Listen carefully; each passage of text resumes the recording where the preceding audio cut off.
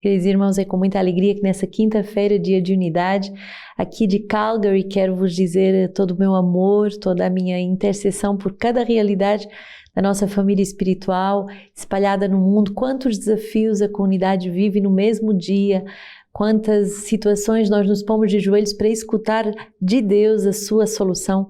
Mas é com grande amor que nesse último dia aqui dessa visita em Calgary saio com o coração inflamado de desejo de agradecer a Deus pela fidelidade dos missionários que estão nesse país, pelo amor dos bispos, dos padres que nos acompanham e também por toda essa nova abertura do ramo masculino e também da escola do ano sabático aqui em Calgary, a primeira escola que será ministrada completamente em inglês. Então, se você tem o desejo também de fazer essa imersão, de fazer um ano sabático em inglês, se tornando fluente em inglês e aprendendo os desafios da evangelização num continente norte-americano, é isso a oportunidade agora. Alegria também ainda por todos os frutos do retiro, do Festival dos Jovens. A comunidade está na ação de graças. Depois do festival, nós permanecemos no louvor, na adoração perpétua, agradecendo e bendizendo o Senhor por todos os milagres que Ele fez nos corações, todas as conversões, todos os sims daqueles que experimentaram a palavra desse ano. Ninguém me tira a vida, eu a dou livremente. Então, bendito seja Deus por todo o bem que Ele fez aos nossos corações. Hoje, no nosso livro de vida, o número 92, que diz: todos nós temos necessidade de ser ensinados. Não é alguns que precisam, mas todos nós. Por isso, na nossa comunidade, nós dizemos que somos uma comunidade escola, em que todos nós estamos na escola. 2 Timóteo 3, 14 a 4, 5 diz assim: tu, porém, permanece firme naquilo que aprendestes e aceitastes como certo. Tu sabes de quem o aprendeste. Desde a infância conheces as sagradas letras. Elas têm o poder de comunicar-te a sabedoria que conduz à salvação pela fé em Cristo Jesus. Toda a Escritura é inspirada por Deus e útil para instruir, para refutar, para corrigir, para educar na justiça, a fim de que o homem de Deus seja perfeito, qualificado para toda a boa obra. E eu te conjuro diante de Deus e de Jesus Cristo e de Cristo Jesus, que há de vir julgar os vivos e os mortos pela sua aparição e por seu reino. Proclama a palavra, insiste no tempo oportuno e inoportuno, refuta, ameaça, exorta com toda a paciência e doutrina, pois virá o dia em que alguns não suportarão a sã doutrina. Pelo contrário, segundo os seus próprios desejos, como que sentindo comichão nos ouvidos, se rodearão de mestres, desviarão os ouvidos da verdade, orientados para as fábulas. Tu, porém, sê sóbrio em tudo, suporta o teu sofrimento, faz o trabalho de evangelista, realiza plenamente o teu ministério. O discípulo é aquele que aceita fazer-se todo ensinável. E devemos tornar-nos ensináveis durante toda a nossa vida. Durante 3 anos, Jesus não cessa de formar os seus discípulos, ensinando-os. Para tornar-se discípulo, é preciso humildemente aceitar ser ensinado. E não é discípulo de Jesus autodidata. Ele deve receber sua formação de discípulo através de uma ou de várias testemunhas que transmitem-lhe fielmente a vida e a doutrina de Cristo. Somente depois ele poderá ensinar os outros. Certos membros da comunidade podem receber esse carisma e ministério do ensinamento com a preocupação de instruir os seus irmãos. Este ministério é centrado sobre o ensino da verdade e da sã doutrina da igreja. Os membros da comunidade não devem buscar unicamente uma formação que se dirija à sua sensibilidade, mas devem aceitar passar por ensinos mais sólidos, capazes de solidificar e estruturar a fé. Hebreus 5, precisais de leite e não de alimento sólido. De fato, aquele que ainda se amamenta não pode degustar ainda a doutrina da justiça, pois é uma criancinha. Os adultos, porém, pelo hábito que possuem do senso moral exercitado para discernir o bem e o mal, recebem o alimento sólido.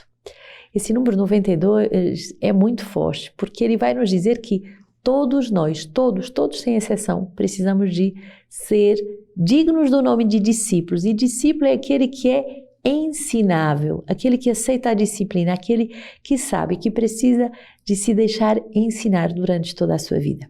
Por isso não somos uma comunidade de especialistas, mas uma comunidade de discípulos, gente que sabe que precisa de estar na escola, gente que sabe que precisa de formação. E essa palavra de 2 Timóteo 3 é muito forte, é essa palavra do nosso fundador, proclama a palavra. Mas como é que nós vamos proclamar a palavra? Não é fácil sempre proclamar a palavra, não é sempre fácil ou agradável proclamar a palavra, mas devemos aceitar este ministério sabendo que a palavra é útil para instruir e ela pode refutar, pode corrigir, pode educar para a justiça. E por isso aquele que proclama a palavra, ele insiste no tempo oportuno e inoportuno. Ele refuta, ele ameaça, ele exorta com toda a paciência e doutrina, porque há momentos em que o mundo não quer ouvir a sã doutrina. O discípulo, então, sabe que o nosso primeiro trabalho é se deixar formar, é se deixar moldar pela palavra de Deus e depois formar outros, tornar a formação acessível a todos. E devemos ter todos, sem exceção, os membros de aliança, os membros de vida, os mais novos, os mais adultos, os mais velhos, todos nós devemos ter essa preocupação de edificar a igreja, de instruir os nossos irmãos.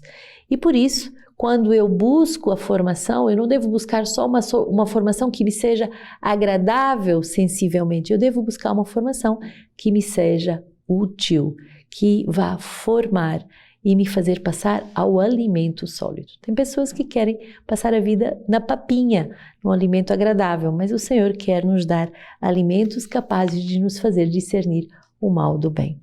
Deuteronômio 30, 15 a 20, justamente é uma palavra de discernimento. E o diácono hoje nos exorta, não devemos ficar obcecados com a visão do pecado e do mal. Não devemos ficar obcecados, mas devemos aprender a discernir. Deuteronômio 30, 15 a 20, eis que hoje estou colocando diante de ti a vida e a felicidade, a morte e a infelicidade.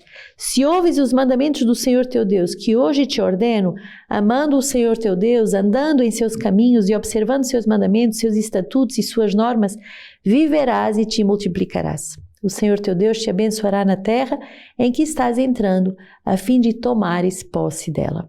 Contudo, se o teu coração se desviar e não ouvires, e se te deixares seduzir e te prostrares diante de outros deuses e os servires, eis que eu hoje vos declaro, é certo que perecereis. Não prolongareis vossos dias sobre o solo em que ao atravessar o Jordão estás entrando para dele tomar posse. Hoje eu tomo o céu e a terra como testemunhas contra vós. Eu te propus a vida ou a morte, a bênção ou a maldição. Escolhe, pois, a vida para que vivas e tu e a tua descendência, amando ao Senhor teu Deus, obedecendo à sua voz e apegando-te a Ele. Porque disso depende a tua vida e o prolongamento dos teus dias. E assim poderás habitar este solo que o Senhor jurara dar a teus pais, Abraão, Isaque e Jacó. Esta passagem de Deuteronômio 30 é uma passagem muito clara. O Senhor põe diante de nós, com o livre-arbítrio, a necessidade de escolha.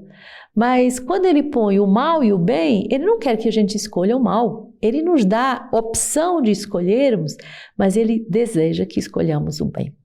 E essa frase muito bonita, se ouvires a voz de Deus, se não desviares o teu coração, se não deixares seduzir e prostrares diante de falsos deuses, então podes viver.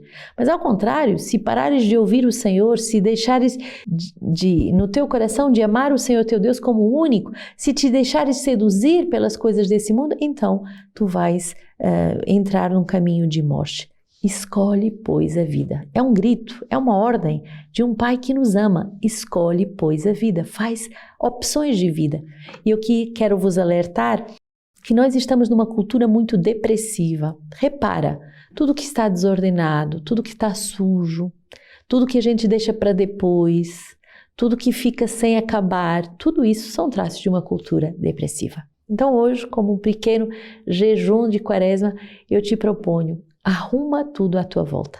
Arruma o teu quarto, arruma o teu armário, arruma a tua cela, arruma a tua casa, arruma, faz aquela faxina geral de Quaresma, de dizer: Senhor, eu quero ficar com o essencial, eu quero ordenar toda a minha vida como eu vou ordenar os livros, a minha casa, o meu quarto. Tudo deve estar na ordem do teu Espírito. E tudo o que eu posso me despojar, eu me despojo também. A grande graça que o Senhor quer dessa clarificação na nossa vida, desse discernimento, é o versículo 20. Amando o Senhor teu Deus, obedecendo à sua voz e apegando-se a Ele. Esse amar, esse obedecer e esse se apegar são os 3 passos de almas que querem ser unidas ao Senhor. Não basta só dizer que amamos o Senhor, mas somos chamados a viver a união das vontades, somos chamados a viver uma vida unida ao Senhor.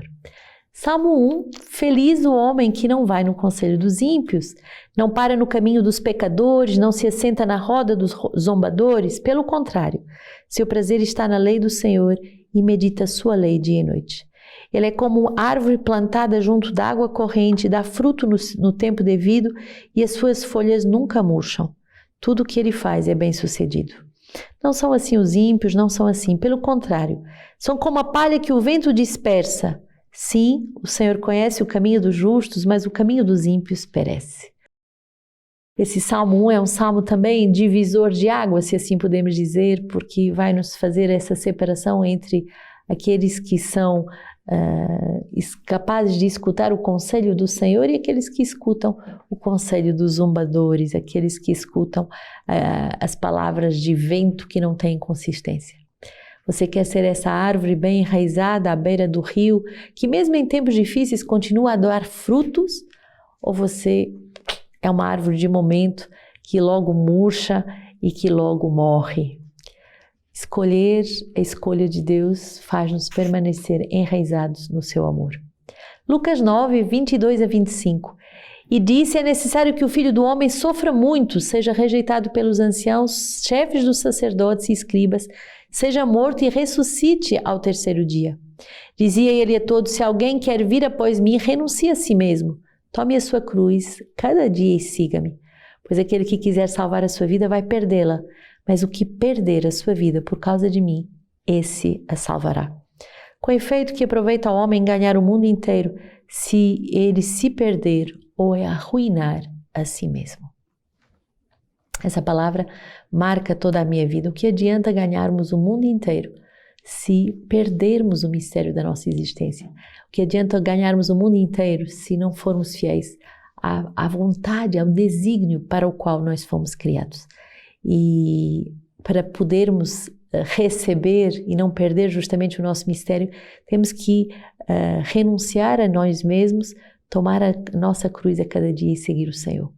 Essa é a lei do Evangelho que parece paradoxal. Para não nos perdermos, precisamos de perder a nossa vontade, aquilo que é autorreferenciado, aquilo que não quer renunciar em cada um de nós.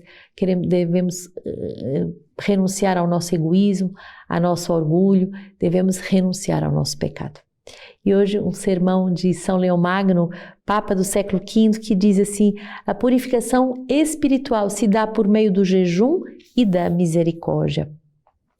Amados filhos, aquilo que cada cristão deve praticar em todo o tempo, deve praticá-lo agora com mais zelo e piedade para cumprir a prescrição que remonta aos apóstolos. Jejuar 40 dias, não somente reduzindo os alimentos, mas sobretudo abstendo-se do pecado. Que esse tempo seja um tempo de misericórdia, um tempo de amor. E assim, me despeço também da terra de Calgary. Obrigado por todos aqueles que me receberam, os norte-americanos, canadenses, os portugueses, os brasileiros, todo o clero, todas as pessoas que com muita generosidade acolheram e acolhem o carisma Sementes do Verbo. God bless you.